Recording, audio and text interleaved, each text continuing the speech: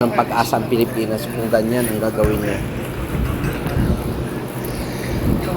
Meron nga nagreklamo yung yung babae na buntis nagpunta ng DSWD, nabigyan ng 10,000, pinababalik ngayon sa barangay, kay kunin yung 8,500, magiging 1,500 lang sa kanila. Ibinigay, kinuha ng barangay.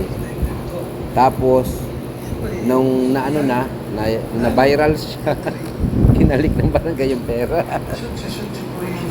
Meron yan sa YouTube. Kalukuhan talaga. Wala na sir, pag wala nang ibig sabihin yung pagbabago ang Pilipinas kung ganyan. Kasi ang pera ng Pilipinas, ubos. Mababa ang GDP ng Pilipinas, hindi man tumaas. Lalong lumalagapak. Trilyon na ngayon ang utang. Of course. Definitely. Ngayon, we are really being taken advantage of by the US, and we are being taken advantage of by the US through our weak leaders.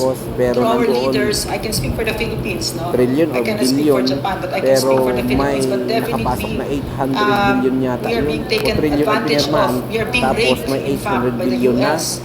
Because our leader is a very weak leader who has no real love for country. He cares nothing about the kundi na pinalusot ang pera.